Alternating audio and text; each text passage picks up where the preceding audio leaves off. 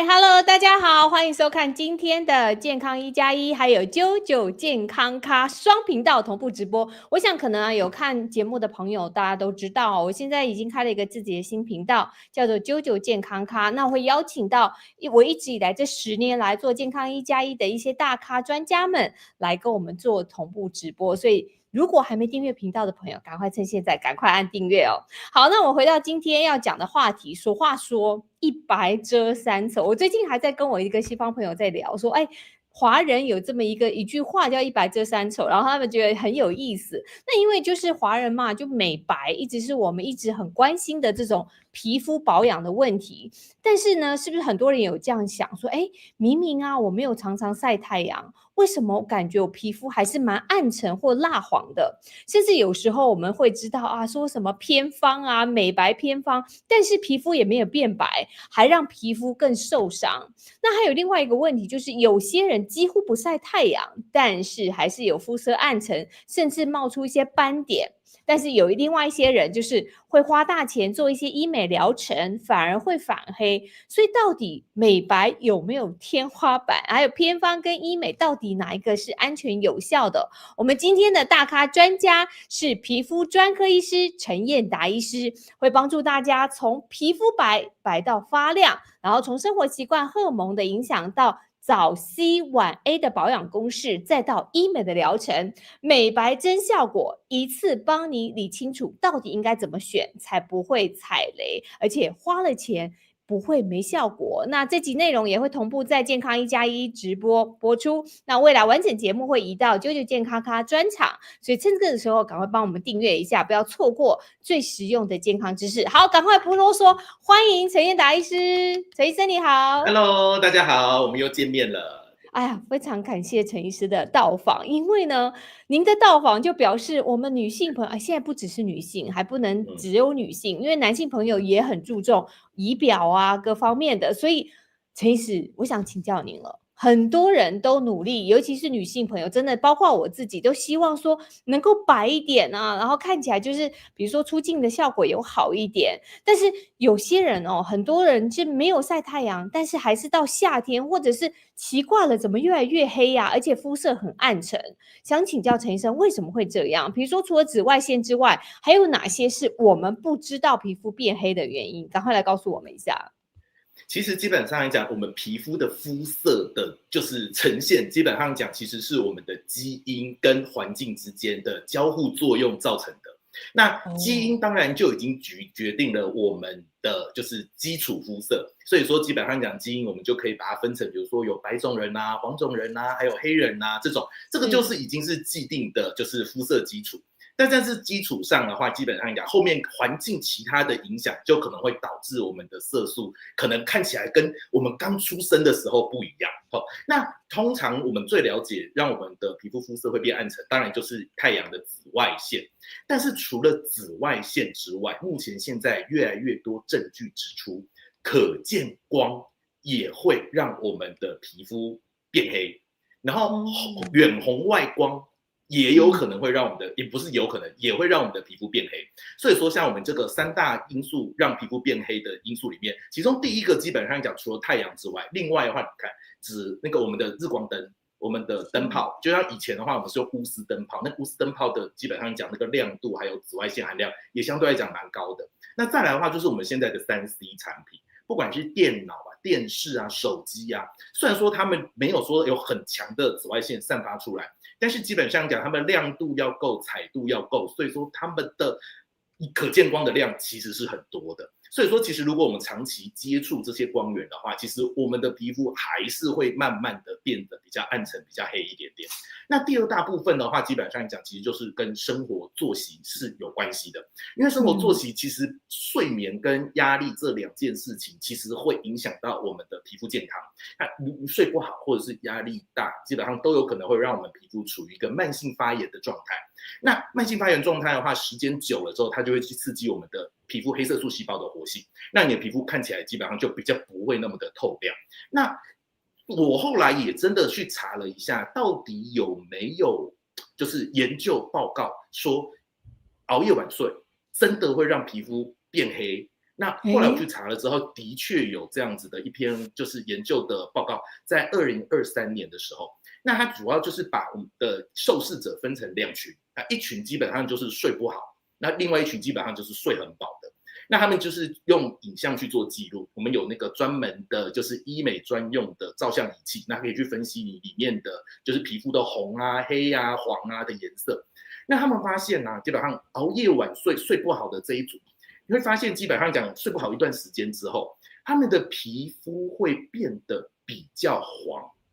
跟睡得好的那组比起来。而且呢，这个皮肤变得比较黄的这件事情，是后来睡眠恢复正常之后，也不太能够退掉的。对，所以可见基本上来讲，也就代表着就是欧巴睡眠 day，就是会屌 day 就对了。对啊，就是你的欧巴 day 是你自己熬夜晚睡熬出来的概念。那他们后面当然也有去看说，那这个黄的颜色到底是从哪里来的？会是从血液里面会有一些成分上面会让我们皮肤变黄呢，或是什么其他的因素？所以他们有去做抽血，但是发现其实跟血液里面可能会让我们皮肤变黄的都没有关系。比如说像有时候我们吃，比如说胡萝卜吃太多的话，那胡萝卜素其实就会让我们皮肤偏黄一点点，所以他去抽胡萝卜素其实也都正常。然后之后去抽那个就是那个肝功能异常的时候，有时候我们的那个比利鲁病，也就是那个胆酸会稍微上升，血液里面的比利鲁病会上升，这个也会让我们的皮肤偏黄。但这个基本上去抽也发现其实没有什么特别的差异性，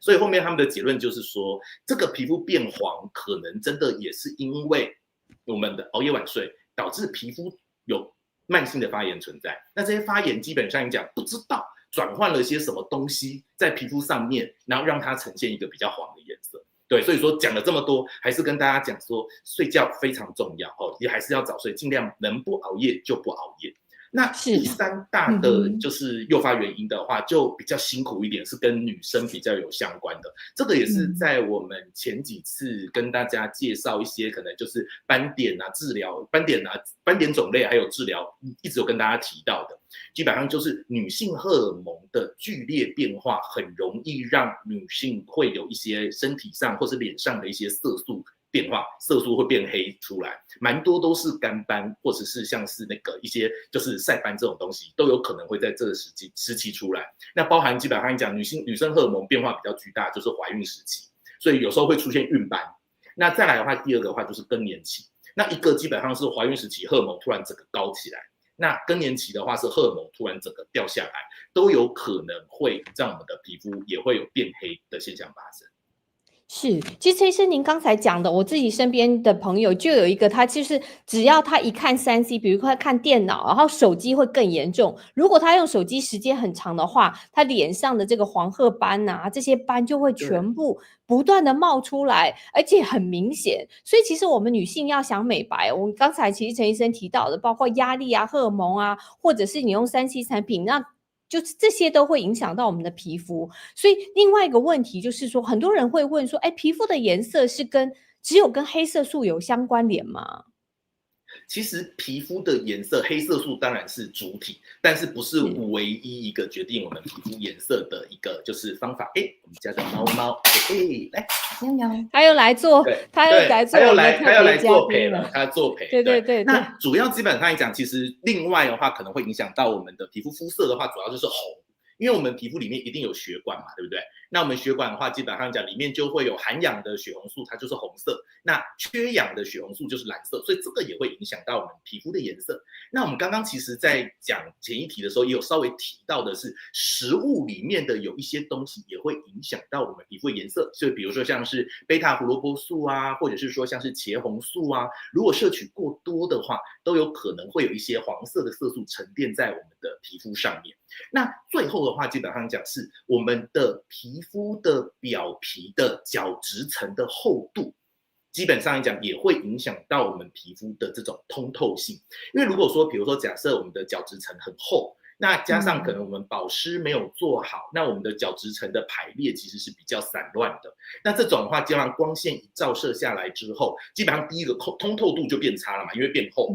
第二个基本上是它的排列如果散乱的话，其实阳光一照下来，其实它基本上来讲就会开始有一些乱七八糟的散色，看起来基本上来讲通透度也就降低。对，所以说其实像我们很多你很多基本上讲，我们去做那个保养品测试的时候，基本上都会给你一只手擦保养品，一只手没擦保养品。有擦保湿的那一只手，看起来整个色泽就会淡一截的原理，就是在最后这个角质层的这个部分。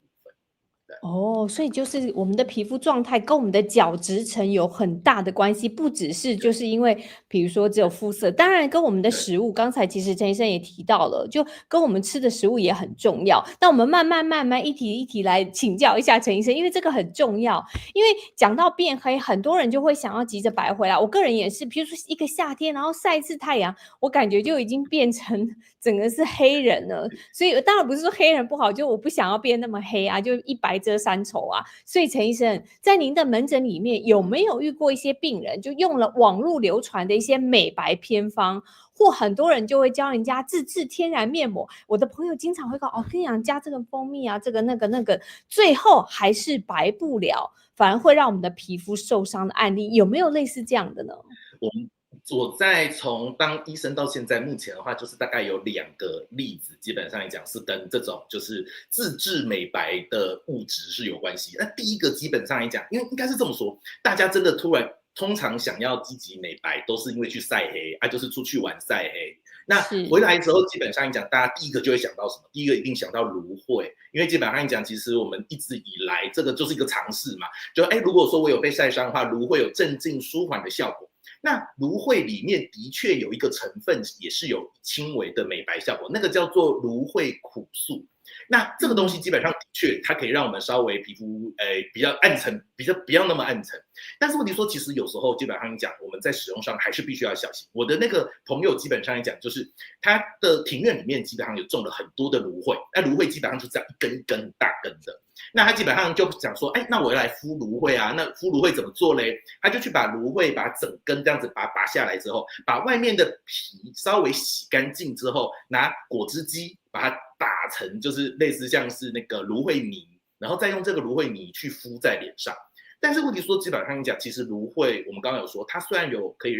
帮助我们美白的芦荟苦素，但是问题说，它的植物的外皮里面有大黄素，这个可能会让我们的皮肤造成接触性皮肤炎的成分在，所以说他把整根一起拿下去打成汁之后敷在脸上，他就把这个可能会造成皮肤刺激性发炎的东西也都敷在脸上，所以说敷完之后基本上讲，那个单只敷一次，敷完之后大概可能1个小时之后，皮肤开始有红痒肿，然后不舒服开始起来了。所以说这个基本上讲还是要请大家小心啦，就是不要自制一些有的没有的东西，因为你不知道其实你拿到的除了有效成分之外，有没有可能有一些危险成分也在这里面。OK， 那再来第2个 case 的话，基本上我的第2个朋友基本上讲是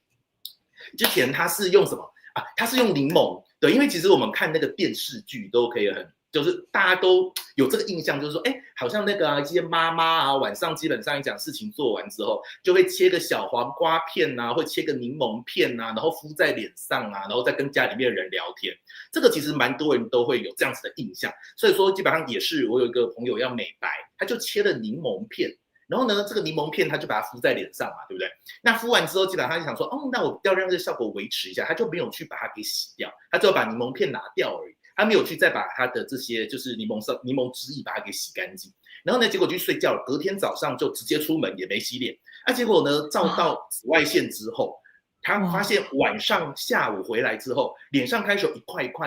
黑黑的那个色素沉淀出现。对，那个东西叫做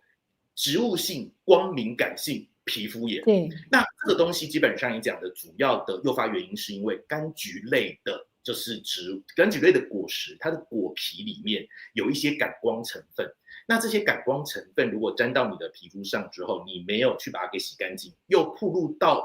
紫外线，这基本上一讲就可能会导致有光毒性的产生。那光毒性就会导致皮肤发炎，发炎完之后就会有色素沉淀，所以反而基本上讲后面敷完之后原本想要变得比较漂亮，没想到因为柠檬也是属于柑橘类的植物，所以说这个感光物质没有洗掉之后，整个就 OK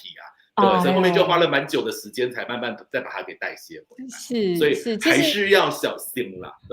对，而是一定要小心，因为有些很多各种不同的配方，可能对某些人的肤质是有帮助的，那有些人的肤质可能没有帮助，或者是说你用的方法、你使用的方式没有清洗干净，这些都会影响我们，就是真的其实没有达到这应该要有帮助，所以大家还是要注意一下。还有一个问题，我想很多人也会发生过，就是流行一种叫早 C 晚 A 的这种美白公式。那比如说白天用含维他命 C 的产品晚上就含维他命 A 的衍生物的产品。那这个是我其实也有听说过，但是我知道好像是有些东西你不能在白天用的，所以我想了解一下，请教一下陈医师，我们要怎么样的浓度选择到涂抹的顺序，怎么样做才是又有效又安全，不会像刚才你讲那2位朋友，就是遭到了这种最后的后果不是太好。因为其实像早 C 晚 A， 其实就会直接回到，其实我们也在前几次有提过的保养品选择的这个部分。所以其实我还是一句话，保养品的选择基本上就是没感觉才是好感觉。所以早 C 晚 A， 你不管是用左旋 C， 或者晚上是用 A 醇或者是 A 酸，其实它的最重要的重点也就还是要回归到你皮肤的感觉，你皮肤不能够感觉到有那些不舒服的症状出现，那个基本上才是 OK 的。那之所以会是早 C 晚 A 的主要原因，是因为那个 A 醇或者是 A 酸本身的话，基本上讲，如果说擦了之后，早上擦了之后，如果晒到太阳的话，会比较容易被晒伤啦。对，所以说基本上我们大部分都是晚上做使用白天起床的时候要把它给洗掉。那左旋 C 这个东西基本上本身比较不怕太阳，而且它还有一定程度的那个抗晒伤的效果，因为基本上讲左旋 C 本身就是一个很强的抗氧化物，所以它可以预防你被晒伤或晒黑。对，所以说基本上讲，通常我们会建议早 C 晚 A 这样的使用的逻辑，主要也是跟这2个东西的物质特性有关系。是，那如果说其实我们知道，其实这2年应该是 A 醇真的是很流行，很流行。但是每一个人如果去用的话，我想知道一下，是不是每个人都适用？如果说出现什么样的情况，比如说他可能觉得他要忍，有人说A 醇好像擦久了之后，他会有一点点的刺刺的感觉。那您刚才说没有感觉是最好的感觉，所以请教一下陈医师，如果我们皮肤出现哪些情况，拜托真的是赶快不要。就停用，不要再用了呢？其实基本上讲，我通常会跟我的就是朋友说，基本上你只要出现刺、痛、痒、泛红这4大症状，其实我都建议大家可能要先停用一下，或是先要把那些可能造成的刺激成分的浓度先再下降。对，因为其实基本上讲，其实很多说你一定要到红起来，那个才叫做对皮肤有刺激嘛。我觉得那个等到它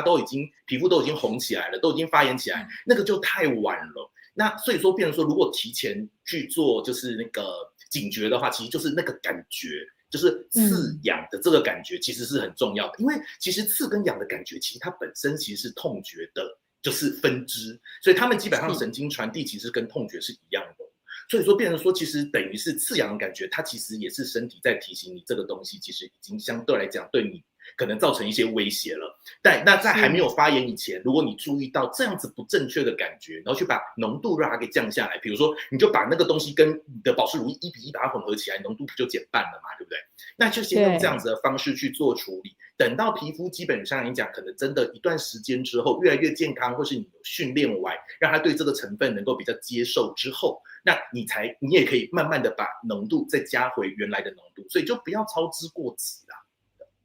我想这个很重要，因为大部分人都想说我大概就是1-2天、2-3天，我可能就会白回来。可是其实操之过急真的是还不太好，因为有时候真的反而是让我们的脸部就会有损伤，尤其是现在各种不同的美妆产品或者是保养品或者医美，可能你如果操之过急，其实反而我们也听到各种不同的一些医疗上的一些问题，所以还是要特别注意。那我们再继续请教一下陈医师，因为从最基础开始好了。因为美白保养大家都会保养品精华液面膜这些的都会加一些美白的一些成分，比如说什么明酸或者是熊果素盐碱酰胺等等等等。那这些美白产品接下来就请教陈医师了，您有什么样的购买建议？怎么选才不会让我们踩雷呢？可不可以请您跟我们建议一下？没问题。这边的话，基本上我有特地统整了一下，就是目前现在市面上比较常见的就是美白的成分。我记得好像有一张 slide 要帮我放出来。那基本上讲的话，其实我们的美白就是淡化黑色素的话，基本上讲，其实我们有3个不同的方法可以去淡化黑色素。第一个淡化黑色素，当然也就是最直接理解的，就是我如果可以减少我的黑色素的合成。那基本上，当然我黑色素合成不出来，我就黑不起来嘛，对不对？那我们有哪些的，就是那个成分，其实是可以减少黑色素的形成呢？这边我就帮大家列着，就保养品里面可以含有的成分，包含了传明酸、曲酸、杜鹃花酸、熊果素、光甘草定、鞣花酸、阿魏酸、A 醇，还有维生素 C， 也就是左旋 C。这些基本上来讲都是在我们的保养品内可以就是找到的那个美白成分，而且它基本上是以减少黑色素合成为就是淡化色素的方法。那当然的话，基本上还有药物部分。药物部分的话，其实像处方药部分的话，我们有对苯二酚跟外用的 A 酸药膏，也是可以从这个机转去抑制黑色素形成。那另外的话，我旁边还有列一个比较少见的成分是，就是书上都有说，但是问题说就是目前现在直接加在保养品里面的应用比例稍微偏低的，包含木质素过氧化镁，还有羟基苯胺什么羟基苯胺基丙酸，这个基本上连我自己念起来都会有点拗口的。那这个只是放在这边让大家可以去了解一下，因为其实还是有比较少数的牌子是有加这2种比较少见的成分，对，但是就变成大家如果有真的那个刚好接触到这个比较少见牌子的话，其实你就可以知道说，哎，这个基本上是之前医师说过，也是可以淡化色素的成分。那第2种类型的淡化黑色素的方法，基本上就是我黑色素虽然产生了，但是我让这个黑色素不要被分送到我的皮肤的角质细胞里面去，所以它就是减少我们黑色素的传递。对，所以我们要下一张 slide， 对，下一张那个图。对，下一张图，谢谢。对，所以基本上讲的话，我们可以看到左边第2个基本上是减少黑色素黑色素传递到我们周围的表皮细胞里面。那第3种的话，基本上就是加速我们有黑色素的角质细胞代谢，也就是让皮肤的代谢变快，赶快把我这一段时间产生的黑色素带走。OK， 那第2种那个抑制方法的话，其实相对来讲就是保养品里面就是 A 醇跟刚刚提到的烟碱酰胺这2个成分，其实是可以减少黑色素被传递到周围的角质细胞里面去。那药品的部分当然就是所谓的 A 酸药膏。那最后这种促进角质代谢的，那其实可想而知，里面就会有一些弱酸性的成分，包含了 A 醇啊，或者像是甘醇酸或水杨酸这种帮助我们角质能够代谢的，都可以让我们的这个皮肤里面的黑色素能够赶快离开我们。那药物的部分的话，当然一样就是 A 酸的这个药膏。对，所以说这边的话呢，会帮大家先把它整理出来，就大概会有这些我们在购买保养品的时候，或者是说我们在诊所跟医生讨论的时候，可能会提到的一些跟美白相关的成分。那接下来的话，基本上美白的成分这么多，我接下来到底要怎么选择呢？其实基本上讲，在台湾啊，其实我们是有针对这些美白的成分做上限的控管。对，比如说像说我们的传明酸，在我们的保养品里面，最多只能够加到3% 的浓度，不能够再更高了。所以说，其实基本上讲，政府是有帮大家来做一个就是最基础的把关，就是我基本上我有浓度的限制，你不能超过。但是我跟你说，这个浓度限制对于有一些皮肤还是比较敏感的人来说，其实比如说3%的传明酸，有些人可能绝大多数人不会觉得不舒服，但是还是有少数的人会觉得刺激。所以说这个部分还是就回归到我们刚刚前面提的，在使用保养品的时候，还是以没感觉才是好感觉这样子的一个就是逻辑下去做选择。那再来的话，因为其实它本身我们的这个浓度有上限，所以说你会发现常常买到的美白的保养品里面的美白成分大多都是综合美白。就比如说我这个美白成分里面，我有左旋 C 加熊果素加这个传明酸，然后或是我 A 加 B 加 C， 因为基本上它的浓度每个都不高啊。我如果想让它效果再好一点的话，所以通常的话，其实那个坊间可以常常买到的都是综合型的美白。但综合型美白基本上，当然我刚刚提到效果应该是会比较好，但是问题说相对来讲刺激性也有可能会比较高一点点，或者是如果真的产生刺激性之后，你也就没有办法去区分到底是这里面的哪一个东西或哪两个东西对你的皮肤造成刺激。所以说其实在以我们皮肤科的观点做出发，然后之后如果真的出事要能够找到原因的话，我们会比较建议在美白的选择上面选择单方的美白。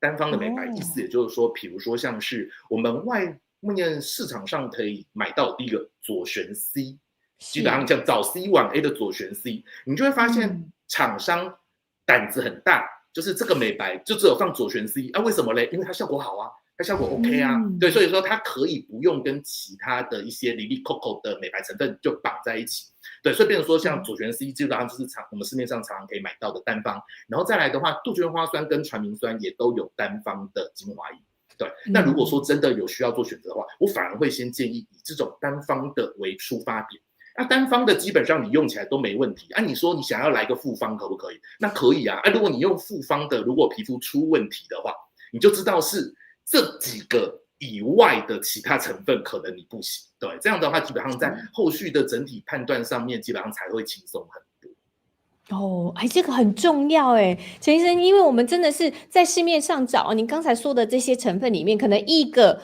比如说一个精华液，一个美容液，它可能就会有，但是有时候我们不知道什么才是对我们最有效，所以记得刚才陈医生讲的，如果你真的很想要用美白的产品，你可以先找单方的，然后对你的帮助可能会稍微大一点点。那还有一个问题，我想大家可能会不会跟我一样呢？就是说，我们努力擦这些精华液啊，或者是敷这些美白面膜，真的就可以美白了吗？因为这个是一个很大的问号，我不知道大家跟我是不是一样。如果你也是有跟我一样的问题，你也可以提出你的问题，写在我们的留言板上面。还是说，我们真的是有效果的天花板？可不可以请陈医生来跟我们解答一下？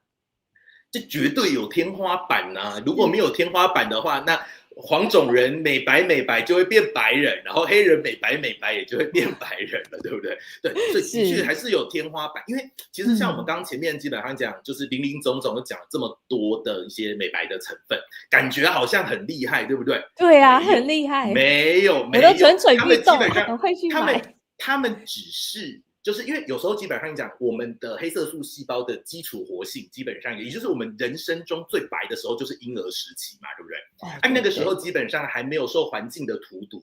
黑色素细胞也相对来讲处于比较稳定的状态，所以说基本上讲那个时候的你的皮肤基本上是最漂亮、最白的时候。那基本上你讲后续基本上因为一些环境的关系，所以让这些黑色素的细胞活性基本上来讲又有一点点就是高涨起来，所以说其实我们就是随着年纪增长，其实皮肤就开始变黑变暗沉。那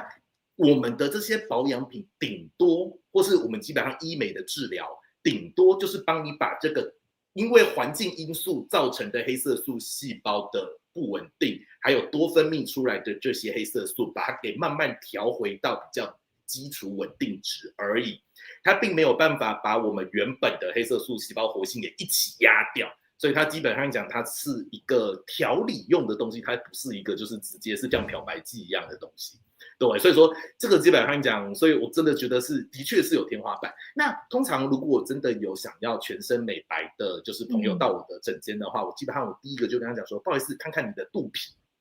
因为你的肚皮是你这一辈子可能基本上晒太阳晒最少的地方女生如果穿露肚脐那个就另当别论，就不算了。对，那个就不算。但是我跟你说，绝大多数如果没有穿这种两节式的这种的话，那肚子基本上来讲是最不常曝晒紫外线，最不常曝晒任何光线的地方。所以说我都会跟他讲说，就是你大概最白最努力，大概顶多就是回到你肚皮的颜色，就这样。对，那如果说基本上那个我之前就有那个朋友基本上来诊间一翻起来就会发现，肚皮跟脸一样黑，对，那我就跟他讲说，不好意思哦，你欧巴 day 哦，这欧巴 day 这个基本上一讲可能不太，这个我们相关的治疗你可以试，但是可能真的期望值不能拉太高，对，因为基本上就连不晒太阳的地方都很黑人，那基本上讲那个真的就是基础黑色素的活性就相对来讲已经比一般人要来得高。是，所以就是其实刚才讲陈医生一开始讲到，就跟我们的基因可能是有关系的，所以我们就是要认清我们自己的基因，然后能够白到我们跟我们基因相关的，跟我们肚皮一样的颜色，我觉得你就已经做到很好的美白，不要给自己太大的没错，压力。是，对。我觉得这个很重要，因为现在人真的是会很希望说，因为尤其是现在医美越来越蓬勃啊，发展，然后大家也希望自己能够保持一个美丽的容貌。我觉得确实大家都做得非常好，不管是你看起来自己精神好啊，或者是看起来就是逆龄啊，各方面，我觉得这些真的是，我觉得女生啊，现在真的是很幸福，有各种不同的保养方法。所以我想今天陈医生告诉我们很多的方式，大家要注意一下。还有另外一个就是，因为在我们市面上看到的美白保养品效果也是人家是会觉得有限嘛，就觉得我真的听过这样一句话，一个朋友告诉我，他说你就好好的去存钱，然后你呢就不要去买一些太贵的保养品，用一些市面上的保养品就好了。但是你可以去做一次医美，那来效果可能会更好。所以陈医生，问题来了，现在最常见的美白主要的疗程有哪一些？效果是不是真的比我们擦保养品更有效呢？其实应该是这么说，就是其实所有的东西都有分成保养型跟治疗型嘛，对不对？所以说，其是实基本上讲，其实我们的平常在外面市面上买到的这些，因为它的浓度有限制，所以说基本上也讲，它是属于比较偏保养型的。那如果说今天真的你的问题变得比较严重，或者说你真的是有不均匀的色素出现，那你要让它变均匀的话，那相对来讲就可能必须要用到治疗型的。那治疗型的基本上讲，可能就要到医院或诊所才能够有。那通常诊所能够在提供的就是治疗型的，就是美白的东西。第一个基本上一讲就是口服的美白药。那口服美白药基本上一讲，除了我们就是这个东西就是比较特别，它就是口服的传明酸。我们刚刚有提到传明酸基本上可以做成就是精华液或乳液，其实用外擦的，其实也会有一定程度的美白效果。口服的其实也会有美白的效果，但是其实传明酸本身，其实它最一开始这个药物的发明，主要是为了要促进凝血。就是有一些人基本上一讲，比如说他会有血流不止，或者是说基本上一讲血液比较不容易凝固的，那基本上他可以使用到传明酸，那传明酸可以促进他血液凝固，可能在他流血的时候也就可以比较快的止血。所以说，其实传明酸其实在以前叫做止血药。对，但是我跟你说，后来发现说，其实这个止血药其实除了有止血效果之外，它也有抑制黑色素细胞活性的这个效果在，所以后续的话基本上也会被用在就是可能医学美容相关的美白里面。但是我跟你说，这毕竟它是一个就是促进血液凝固的一个药，所以说其实在使用上面还是有些注意的事情。我们这边有帮大家列出来。第一个，比如说心血管疾病的病人，有心血管疾病的病人可能就不太能够用啊。比如说他的血脂已经很高，然后他的血管可能都已经有那种那个可能有一些就是血脂已经沉淀在他的这个血管壁里面了。那基本上讲，你又用这个止血药的话，就会增加血栓生成的风险。那第二个的话，基本上是女生的部分的话呢，如果有使用荷尔蒙的补充剂，这个可能是有时候在有一些更年期的那个附近的女性，她因为这个荷尔蒙变化有点睡不好啊、盗汗，所以会补充一些荷尔蒙补充剂。如果你有在用荷尔蒙补充剂，或是像一般的女性有在使用避孕药物的话，记得就要跟传明酸隔开，就是基本上有用这些荷尔蒙药物的时候就不能够用传明酸，因为这两个东西合并一起使用也会增加血栓形成的风险。血栓形成的风险增加，那可能就塞这边就塞脑就脑中风，塞心脏就心肌梗塞。那个就很危险。那第三个的话呢，是女生生理期来的时候，通常我也会请大家把这个传明酸给停一下，因为女生生理期来的时候，就是要把经血给排干净。你又吃了一个止血药，让她的经血排不顺的话，基本上讲，有时候其实女生就会闷闷的不舒服。对，所以就是这是口服的美白的部分。那因为这个基本上一讲是算是处方用药啦，所以说可能基本上一讲会在诊所比较能够拿得到。那第二种类型的话，基本上一讲就是我们其实会有一些美白的点滴。那美白点滴其实基本上来讲，其实主成分其实也万变不离其宗这样子。你看也是传明酸、维生素 C， 然后同时有时候我们也会加一些比较厉害的一些抗氧化的成分，包含什么 B 群就是一个很强抗氧化成分，谷胱甘肽、半胱氨酸也都是。对，所以说基本上讲，这个都是绝大多数美白点滴的主成分。那这美白点滴基本上讲，它的好处就是它跟口服的比起来，它的生物利用率比较高。因为口服还要经过肠胃道吸收，肠胃道吸收又不是100%吸收，但是用点滴的话，打到你血管里面去的，就是100%进到你的身体里面去。所以说，基本上讲，它比较能够确保你就是摄取的量，而且摄取的量也是比较足够。但是缺点基本上就是你要吊点滴，你不可能天天都去吊点滴啊。那基本上讲，那个血管到时候想那样打。对，所以是基本上来讲，你没办法常常去做。然后再来的话，你就算你真的就是卯起劲来常常去做，你还要小心。如果说这个东西，因为它是真的是100%的剂量就全部到你身体里面去了，所以说你太常去就是接受这些就是物质的话，其实会增加肝肾代谢的负担啦。对，因为人总是没办法100%吸收这么多的东西。那基本上，那剩下他必须要去把它给排除掉的时候，就反而会造成身体的负担。所以这个是要提醒大家注意，就是还是适度适量就好。然后就不要就是真的是一窝蜂觉得好像说人家都推荐这个美白点滴，然后我又想要让自己赶快白下来，结果就每天都去打，这个反而到最后基本上讲可能会有一些其他的副作用产生。再来的话，下面的话就是另外我们就是诊所还能够再给的再提供的东西，基本上就是像是一些美白焕肤或者是一些导入啊，或者是像是诊所端有处方用的。就是医疗等级的美白药膏，当然还有最后就是我们的就是光电雷射。那光电雷射这个基本上讲的话，就是这个是一个很大的项目，而且之前也提的比较多，这个暂时今天就先不说。但今天会另外说的基本上就是美白的，就是药物等级的美白药膏。药物等级美白药膏其实基本上讲，我不知道大家有没有听过，其实以前有一阵子风靡很久的3合1美白药膏。3合1美白药膏其实它就是我们刚刚前面提到的其中一个对苯2酚的成分，再加上外用的 A 酸，再加上一点点就是低剂量的温和类固醇，3个加起来就是3合1的美白药膏。但这个基本上讲美白效果其实是不错。那因为对苯2酚在台湾的法规上面是没有办法放在保养品里面去做贩售的，所以说可能如果真的需要的话，可能也要到诊所才能够拿得到。那再来的话，最近基本上讲有一个就是比较新的，它叫做半胱胺的一个成分的美白药，它基本上它的商品名叫西斯佩勒啦，就是它有一个自己的名字，但是它里面的主成分是半胱胺。那半胱胺这个东西基本上来讲，其实也有不错的美白效果，但这个基本上来讲，它本身单价也是比较高，然后再加上也是处方用药，所以说基本上也是要在诊所才能够拿到。那我刚刚提到这2个厉害的美白药膏，都有刺激性。都有刺激性，所以使用上也是一定要小心。所以说它会被归类为处方用药，原因也就是因为它其实有很多在使用上面需要提醒就是大家的，所以它不太能够直接放在药局贩售。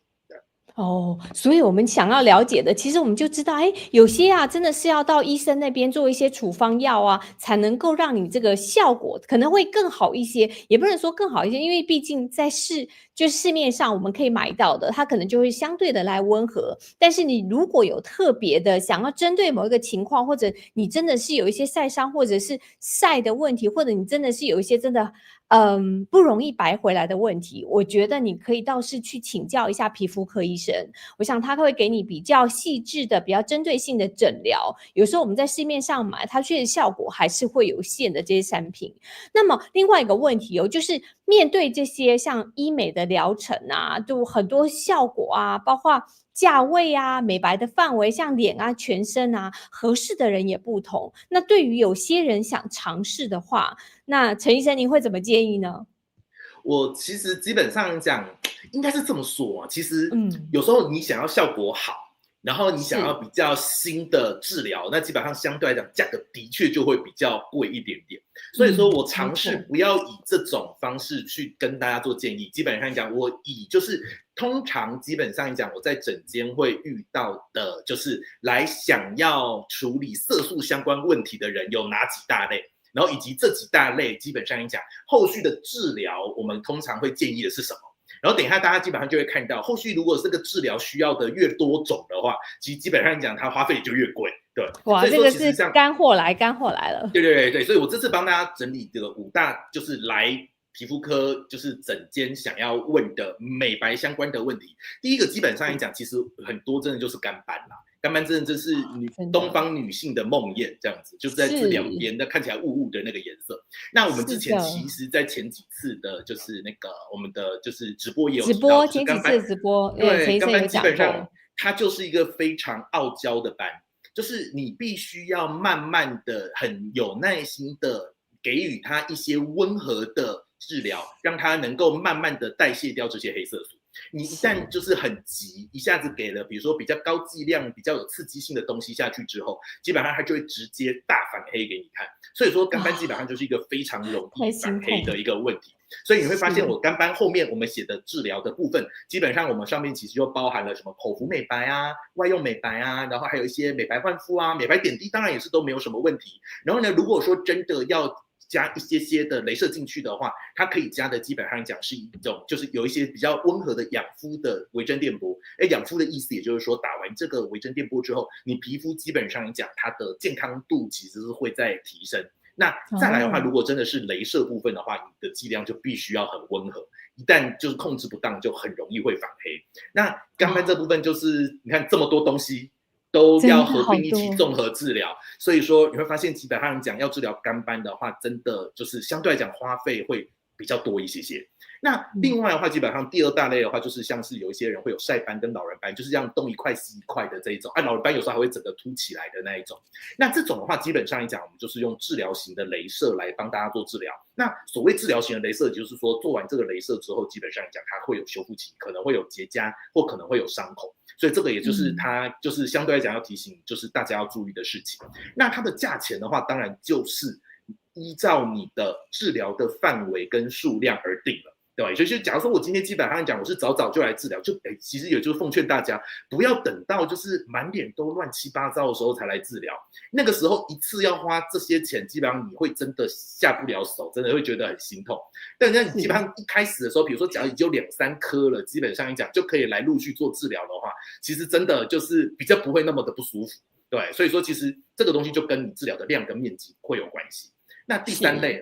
第三类的话，我们来看一下第三类的那一张。第三类的话，基本上就是无病呻吟类的，就是基本上他的皮肤状况已经不错了。大家很多都是无病呻吟类。对，但是无病呻吟基本上来讲没有不对啊，对，没有不对，我就是好，我才想要让它再更好啊。对，然后对，所以我觉得无病呻吟是蛮中性的一个词啦。对，那因为它真的是皮肤状况上面，它至少没有晒斑、没有干斑、没有老人斑这些病症嘛。但是我说有时候基本上他们就会觉得说，比如说就是真的皮肤会变得比较暗沉啊，然后之后就看起来说，皮肤就是不透亮，就是没有光泽感的那种状况。真是这样。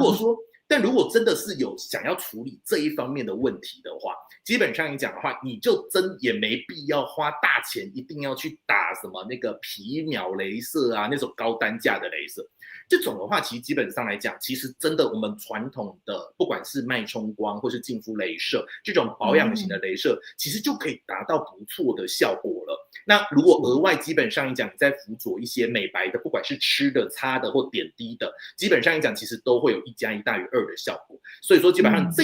一群的就是朋友，基本上我就比较没有那么建议，就是去花大钱打那种，就是可能就是大炮级的雷射。那这个基本上讲中间，其实我上面没有打上去。其实另外还有就是，其实可以用。就是提过的水光，因为水光针基本上来讲，它就是把一些对皮肤有利的一些营养素，基本上用一些小针的方式把它注射到我们的皮肤比较表层的地方。那基本上讲，像通常我们的水光里面，其实里面一定可能会有就是保水的玻尿酸，所以打在皮肤表面的话，皮肤的保水度会上升。那当然，皮肤整体的提亮跟状况都会变得更好。那我们同时也会加那个传明酸跟左旋 C 进去一起做治疗。对，所以说其实对于肤色的暗沉，其实也有不错的改善效果。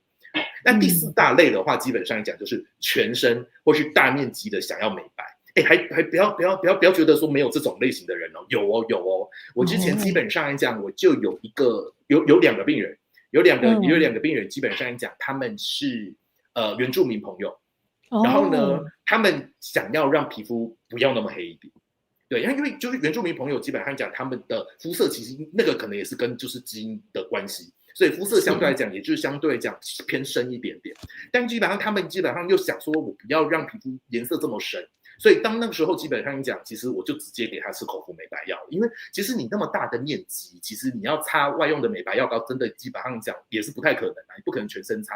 然后雷射也不可能全身做，所以说基本上讲，如果能够散布到全身，大概只剩下吃的美白跟吊点滴而已啦。对，所以那基本上讲，我是推荐他吃口服的美白药啊。口服美白药基本上吃1个月之后，基本上他继续回来拿呢，他觉得整个有变得颜色比较淡一些。但到什么程度呢？比较接近它肚皮的颜色，所以还是有天花板，还这是真的有效了，有天花板，对，还是有天花板，这不可能真的白到基本上跟白雪公主一样啦。对，但是至少基本上他们看得到有就是那个就是色素状况的改善，那加上我也有提醒他们一定要好好防晒啊，那这些都有做到的话，其实还是可以看到一定程度的改善。那我后面有写这些美白焕肤这个东西，就主要是针对局部的美白啊，就是像夏天很多女生会喜欢美背啊，因为背长痘痘啊，色素沉淀不好看呐、对，那美背的话，基本上讲，除了吃的美白、擦的美白之外，还可以搭一点点美白焕肤进去，效果会再更好一些。最后一种基本上就是我们一开始提到，就是那些突发事件，就是突然出去外面玩之后，然后带小朋友这个暑假出去迪士尼玩之后回来之后，就整个大晒伤、大晒黑。那这种的话，基本上来讲，其实吃的美白还有点滴，基本上来讲，我可能就是立刻就会给，因为点滴的部分的话，其实我们刚刚有提到，它其实就是吸收率比较好的一个就是给予药剂的途径。所以说，其实有时候这种美白点滴，我更觉得它在这种突发急性事件有它的角色存在。对，因为就等于是说，我现在刚好有这个突发事件出现，我需要大量的这种就是美白的这些就是成分，去帮我稳定我身体里面的那些不乖的黑色素细胞。那这个时候，我们的美白点滴基本上就配合口服美白药，其实整体的话就1+1大于2的效果。哇，陈医生，您这个5项啊，整个等于是每个人每个状况几乎都 cover 到了，所以大家可以好好的去检视一下自己到底是什么样的情况，然后选择适合您的一些疗程，我觉得这是很重要的。因为很多人啊不同的讲法，然后可能大部分人你会觉得好像是这样，你又不是这样，其实有时候很难选项。你可以针对你自己的本身的肤况，然后还有你的。请说，陈医生。因为应该是说，因为我原本要补充一点是说，因为其实有时候啊，其实像我们刚刚提的那一张表格，那个基本上来讲就是极简生活的表格。对，那基本上来讲，你说现在，比如假设我是那个全身我想要美白的，难道我就真的不能够全身打镭射吗？也可以呀，但是基本上就是那个 CP 值很低，然后再加上你花的钱要很多对，变成说，所以说基本上讲说，就是这个表格是一个就是极简的，对，极简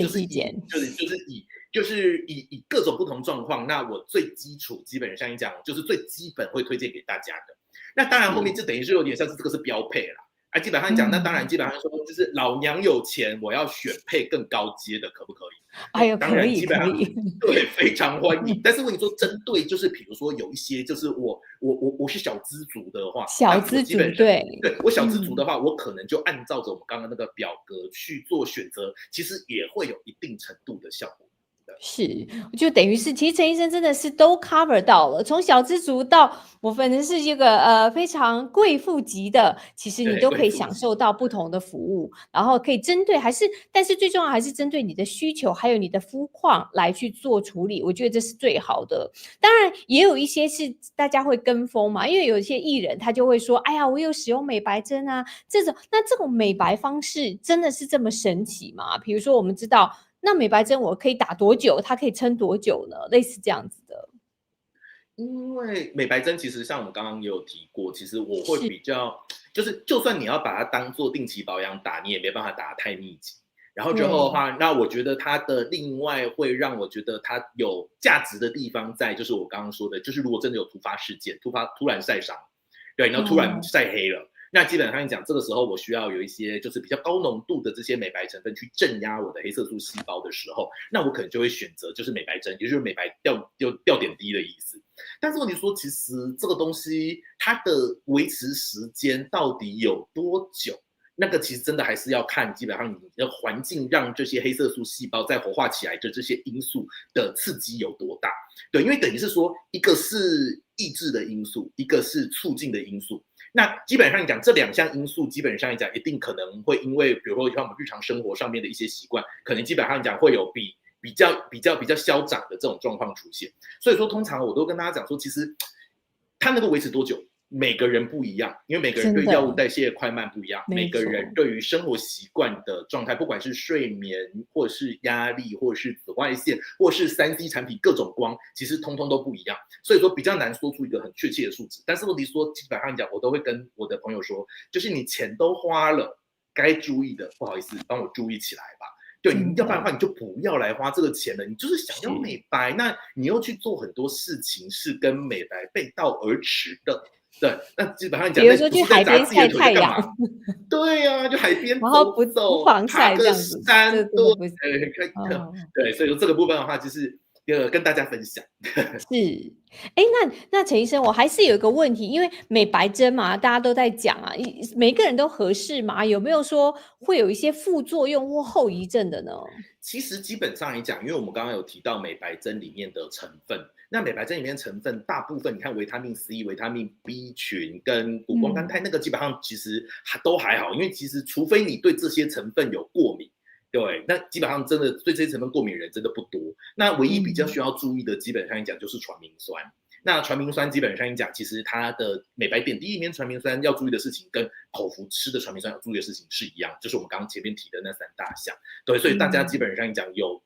抓住这个重点，基本上讲就没有什么特别问题才对。是，那我觉得其实它的副作用应该也还好了。如果你不是说高剂量的，然后一直打，我想医生也不会愿意帮你做这种高剂量不断打，还是要注意一下。当然你自己，因为其实有些东西它会做，就好像比如说你一直想美白，一直想美白，好像听说也有上瘾的。我觉得这个还是要特别注意，就是还是要知道正确的疗程是什么，然后多久，不要太过密集。还有另外一个问题，就刚刚陈医生你提到的，就是打完雷射之后会不会反黑？因为反黑好像是跟我们的体质有关，还是说，医生这个没有帮我处理好，还是说我们自己在就是术后的照顾没有照顾好呢？到底什么原因？其实，对，其实基本上讲，东方人基本上黄种人就是一个反黑的体质的人种，对，真的会这样，对不对？因为白种人要反黑，他的黑色素不给力，所以他也黑不起来。然后呢，黑人没有美白的困扰，因为基本上讲他们也白不下来，所以说就只有黄种人基本上讲他希望我们不要那么的黑。那而且黄种人的黑色素细胞活性其实也算是够的，所以说活性算够的意思，也就是说它很容易受到外界刺激，就分泌更多黑色素出来。对，所以说其实东方人的体质，也就是说实在就是基因，基本上就是一个非常容易反黑的基因。那所以说通常反黑这个问题，基本上我都会在做雷射之前跟我的就是客人说，就是基本上来讲，只要打到一定强度的雷射，基本上来讲都会有皮肤变黑或是所谓反黑的这种风险存在。那我们其他的那个后续基本上讲，雷射完之后的照顾，基本上当然也占一定的比例，但是我觉得可能超过一半的比例，基本上来讲是跟基因有关，小于一半的比例是跟后续的生活后续雷射术后的照顾有关系。比如说像你就是雷射术后，你又就是熬夜晚睡、压力大、抽烟啊、喝酒啊、晒太阳啊，通通都给我做，那基本上来讲，真的你皮肤一定会发炎，一定修复力会变差，那一定反黑几率就会高。对，那所以说，其实有时候我们在现在治疗这个斑点的部分或治疗色素的部分，其实有越来越多的医师基本上来讲，就一开始就把反黑需要的，不管是口服美白、外用美白，或者是说像是美白焕肤，全部一起加进去，算在一个疗程里面。对，因为其实与其等到你都反黑了之后，你再来亡羊补牢，你不如基本上在还没反黑之前，基本上你讲就预防它黑色素活性变高啊。对，所以说其实基本上讲，其实像我们的诊所，其实未来也都会有这一方面的配套，一开始基本上就直接放进去。对，因为其实真的就是我们做这么多年，看了这么多的个案，其实基本上讲真的是反黑这件事情，在雷射治疗上面，尤其在除斑治疗上面，真的可以说快变成家常便饭。不管我再怎么小心哦，基本上都还是有一定比例会反黑。对，所以说，而且不管它一开始的效果多好哦，隔了2-3个礼拜都还是有一定比例会再黑回来。对，所以说这个基本上就已经不是我们能够去用科技去掌控的东西，那我们基本上就做事先的预防。是，我想其实陈医生你刚刚讲的非常清晰，其实不管你做什么样的疗程，你都要把比如说像医师就会帮你把整个疗程之外的，你有可能发生的一些问题，有后续的反黑啊这些，帮你都告诉了你。我觉得这样子很好，不会让你突然间，哎，怎么会这样？然后急急忙忙好像又去救急。我觉得这是一个非常非常理性的一个安排。那我还是想要请教一下陈医生，在您的诊间里面，关于美白的部分，你最常被问的问题是什么？然后你会认为说哪一些是最需要被导正的一些观念，又是什么？可不可以跟我们分享一下？有些观念还是需要跟大家导正一下。我觉得说实在的，应该是说基本上讲，因为来门诊就是我们就诊的这些就想要处理色素问题的朋友，基本上有一群人基本上是年轻人。年轻人的话，基本上当然就比较能够有防晒的观念啦。比如说基本上讲就20-30岁的那基本上防晒这件事情基本上就对他们来说就不新奇。但是问题说就是有另外一群人，基本上是那个大哥大姐，大概可能60几快70或甚至以上的，基本上来讲，你就会发现，基本上在我们就是可能就是在上一代的这个年代的时候，大家对于防晒其实是没有什么观念的。所以我常常就碰到，就是比如说我之前有碰到一个就是在务农的那个大姐就是基本上就是在田里工作，然后60几岁还没有退休，然后跑来跟我讲说，基本上讲她要处理脸上这些斑点，然后我就问她说，那你可以退休了吗？她说没有我还没有要退休那我就说，那你这样每天不是在太阳底下要待很久吗？我说对要待很久对说那这样的话，我做完治疗之后，你可能第一效果维持的时间很短，第二做完之后可能会有反黑的还有更高的反黑风险。所以像这种的话，基本上讲有时候还是要先跟大家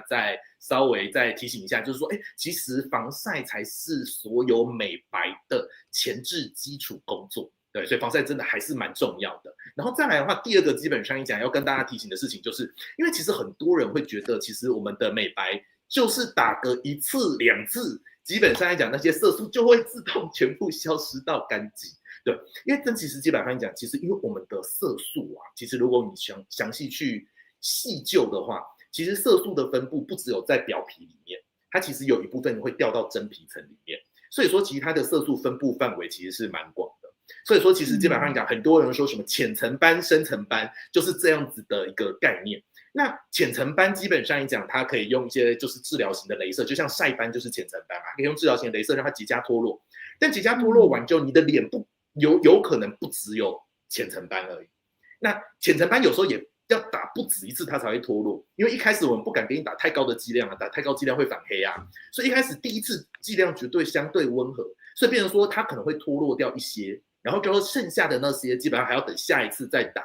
剂量可能再稍微调高一点点，然后再让它能够脱落。所以说单这个浅层斑其实有时候也不是1次就能够完成。那深层斑的部分的话，因为它本身是要用雷射慢慢击碎这些深层的黑色素颗粒，让这个黑色素大颗粒变小颗粒，才可以被我们的就是这个身体里面的一些细胞把它给带走，把它给代谢掉。所以说在击碎这些黑色素颗粒的过程，其实也是需要蛮多次的雷射慢慢的来做，也不可能一下子把雷射剂量整个拉很高，然后就整个让皮肤又受伤，这个是不正确的这个治疗方法。OK， 所以说这是第二个，基本上讲我会拜托大家要能够理解的事情，要不然很多基本上真的来之后，我跟他讲说，这个基本上讲的话，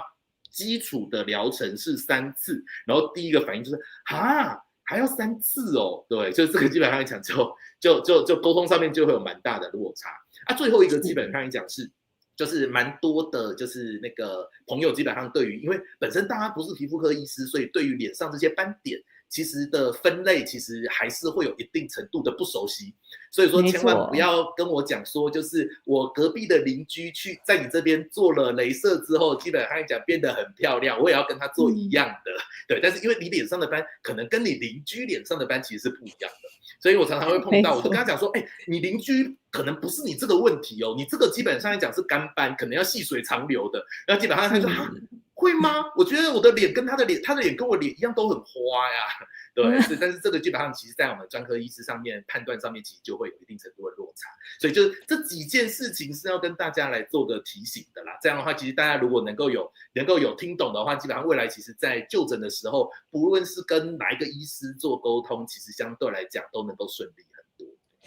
是，其实刚才陈医生在描述的时候，我就想到，其实最早，我们第一次邀请陈医生来我们健康1+1直播的时候，陈医生就有告诉我们班的分类，然后不同的班有不同的对应方式，有不同的防晒。我觉得陈医生是孜孜不倦的告诉大家你要怎么去处理啊，然后很细致的告诉大家要怎么去用专业的态度去看你脸上的斑。我觉得这个真的是很重要，因为很多人可能会觉得它其实是一样的东西，其实还真的不一样。如果你搞不清楚经过了这么多次的讲解，你还是不是很明白的话，我也会建议大家，你可以去找专业的皮肤科医生、皮肤专科医生，像陈一达医师这样子，他就告诉你的皮肤要怎么去处理。我想他会给你非常细致，然后非常完整的解说。好，今天我们跟陈医生也聊了1个小时了，真的非常感谢陈一达医生，每次都告诉我们，真的是很重要，男性、女性都非常需要的皮肤保养的问题，然后真的是非常专业。谢谢陈医师，谢谢，非常感谢您，谢谢，谢谢，拜拜，谢谢，拜拜，谢谢陈医生，拜拜。哎呀，期待陈医生下一次的更好的更多的不同的分享，因为皮肤的问题真的是不一样。那我们今天由陈医师的介绍，真的认识到美白的成分再多，疗程再贵，如果我们忽略了防晒，还有我们的生活作息，最后都可能会反黑，也就是功亏一篑。所以记住，大家记住哈，美白不是真的是漂白。如果想要安全变白，一定要先知道自己皮肤的需求，选对正确的方法。我想这样对你的皮肤就会有效果，而且呢，能够帮你省荷包。好了，我想今天非常感谢大家的收看，别忘了在离线前还是帮我们啾健康咖这个新频道订阅、点赞、分享一下，然后也同时留言告诉我们，你最信任、最常用的美白成分是什么？然后你做过哪一些美白的疗程？分享一下，告诉我们。感谢你的收看，我们下期节目再见喽，拜拜。